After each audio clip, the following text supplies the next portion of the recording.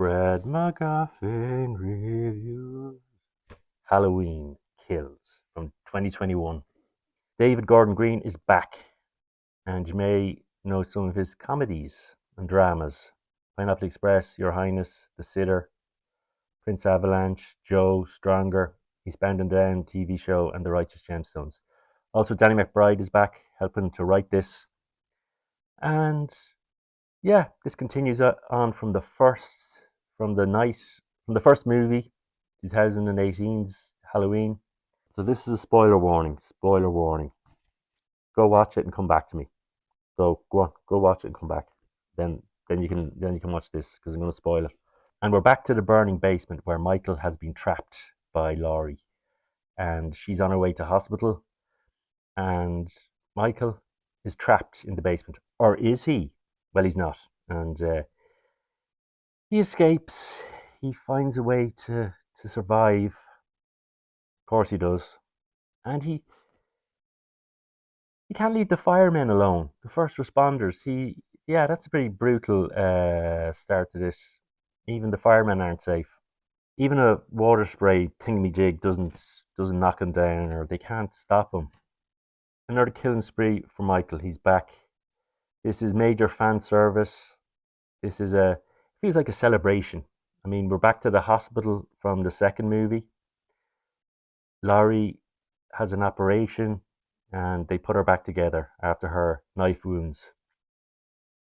We have some nice flashbacks to 1978 and when Michael had his first rampage.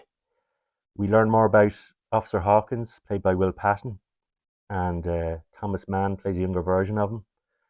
We uh, we also see Loomis is back by an actor that looks a lot like him, and we learn a lot of sad things about Officer Hawkins. He accidentally shoots his partner Pete McCabe, played by Jim Cummings. You may have seen in The Wolf, Snow Hollow, and Thunder Road, and he also stops Loomis from shooting Michael, which is a revelation here. And Loomis wanted to put a bullet in him, and he stops him. So he feels a bit like all this trouble is his fault, whereas Laurie does too. Laurie can't believe that Michael's escaped, and he's out terrorizing Haddonfield again. And we meet characters from the original Halloween movie. One is Marion, played by Nancy Stevens, and another one is Lindsay, played by Kyle Richards or Kylie Richards, and you may have seen her in. She was a little kid who's been babysat in the first movie. You may have seen her in Watcher in the Woods. That's a real Disney horror film, and The Car. And Nancy Stevens, who plays Marion, you may have seen in Halloween 1 and 2, Halloween H2O, 20 years later. And I can't remember, I'm not a mega fan here, so I can't remember her character from those movies. So be interesting to watch them again and see. Uh, Also, we have new characters introduced here.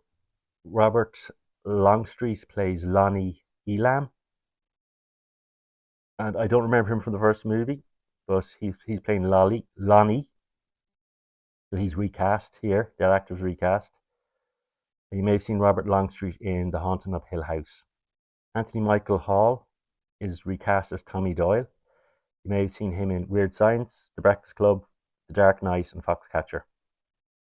And he's annoying, this character. He's a lot of talk and baseball bats and posing, and need him to get on with the job and put his less talk, more action. And so Tommy Doyle was another kid that was being babysat from the first movie. We have Charles Cyphers. He's playing Lee Brackett, and he was also in Halloween '78. He played a sheriff, and Halloween 2. And he's also been in The Fog, Assault on Precinct 13, Escape from New York. Great John Carpenter movies. Yeah, you need to check them out. And Death Wish 2. So yeah, it's a real reunion here from the first two movies, and a real fan service, fan event, fan celebration. Uh, Jason or Jason Michael's on his killing spree around the town, and we also have another escaped patient from the asylum, and for some reason he goes into the hospital looking for help, and and people think he's Michael Myers because he's got the yeah he looks like he could be, and we have this mob justice happening, vigilantes. We have all these big issues. Is mob justice the way to go? We have Tommy's Oil rising up the mob to chase this patient who's asylum patient who's looking for help. We have Karen trying to help. Karen's in there with her mother Laurie. He's trying to stop the mob. It's an interesting question. It's an interesting situation. Has Michael's reign of chaos caused the townspeople of Haddonfield to turn into monsters also? And there's pretty interesting questions asked here for a run-of-the-mill slasher. So that's good to see. There's some nice references also. You might spot them to Halloween 3. Some of the kids in the park are wearing the silver shamrock masks. So keep your eyes peeled there. Laurie doesn't do much here. She's recovering in hospital. She has a she has a go at getting up and trying to help when the people think Michael Myers is in the hospital because Laurie seems to think that's where he's going to come next.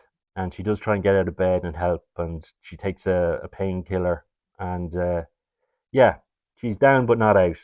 But she still doesn't leave the hospital, and we don't get much continuation of her battle with Michael. We're also introduced to two sort of comedy characters, Big John and Little John, who have moved into the Michael Myers house and done it up, and and like its history, and use it to scare some kids that are playing pranks on them. And of course, it doesn't end well for them. And at the end of this, we're left with Karen getting killed by Michael, and